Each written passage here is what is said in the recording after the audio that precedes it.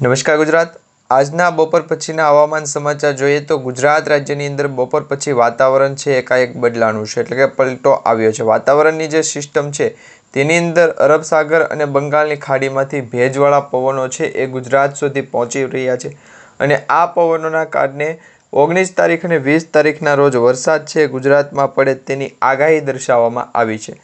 જાણીતા હવામાન નિષ્ણાત અંબાલાલ પટેલ અને પરેશભાઈ ગોસ્વામીએ આગાહી કરી છે, જેથી કરી અને હવે એકાદ બે દિવસની અંદર ગુજરાતનું વાતાવરણ છે બદલાશે।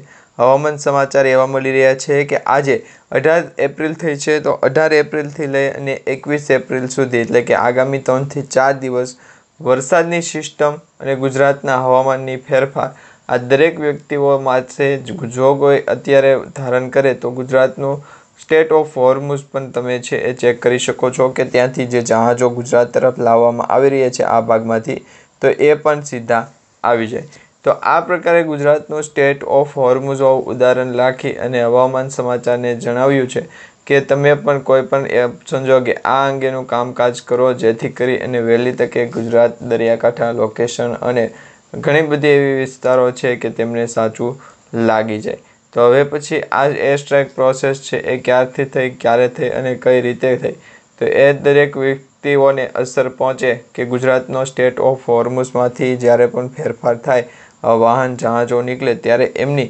પરમિટ લેવામાં આવે અને એમાં પણ ખાસ કરી ભારત દેશનું એટલે કે ઇન્ડિયાનું કોઈ પણ એવું કન્ટેનર હોય તો એ એક સાથે છે એ અપડેટ મારી દે, તો આ પ્રકારે બીજા અન્ય વ્યક્તિઓને ગેરહાજરી।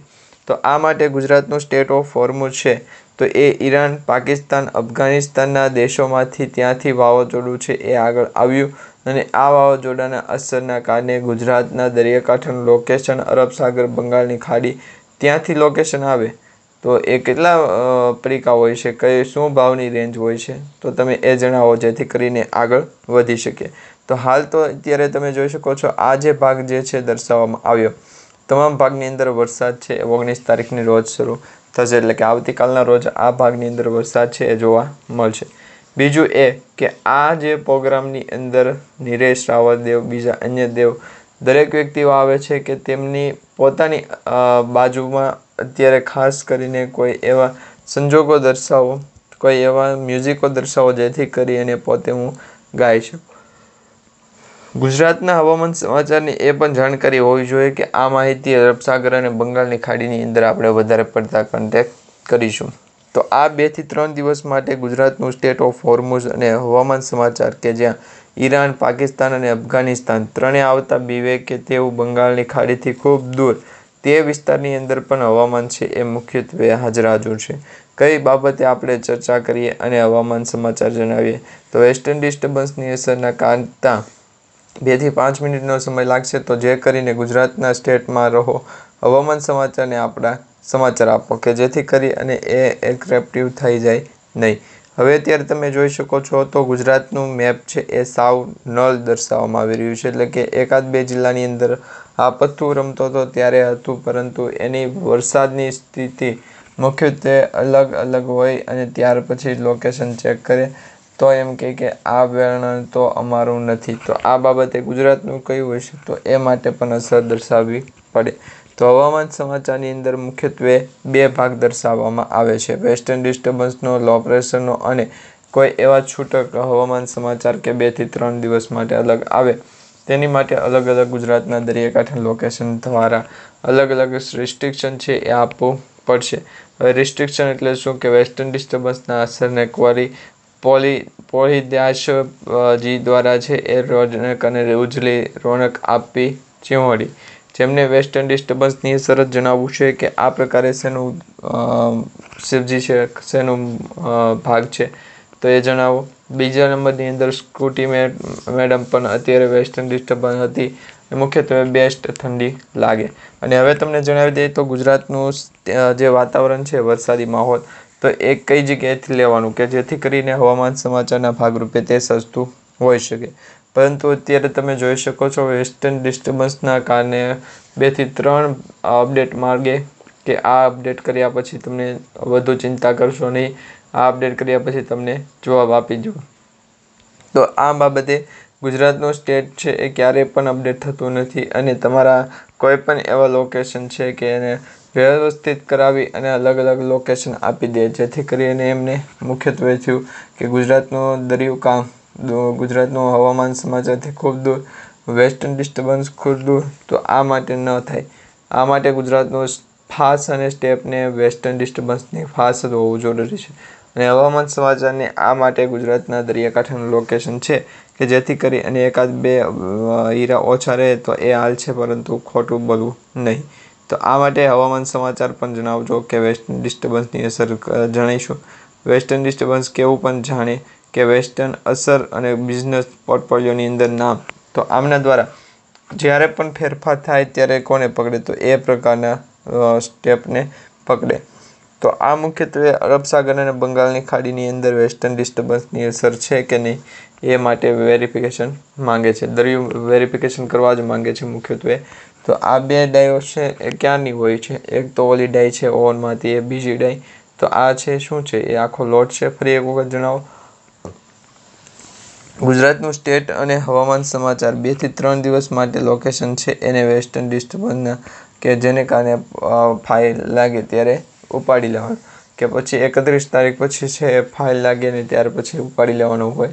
અત્યારે વેસ્ટર્ન ડિસ્ટર્બન્સની અસર જણાવી દે, પ્રોફાઇલ જ આવો કે જેથી કરીને વેસ્ટર્ન ડિસ્ટર્બન્સ ચાલુ છે.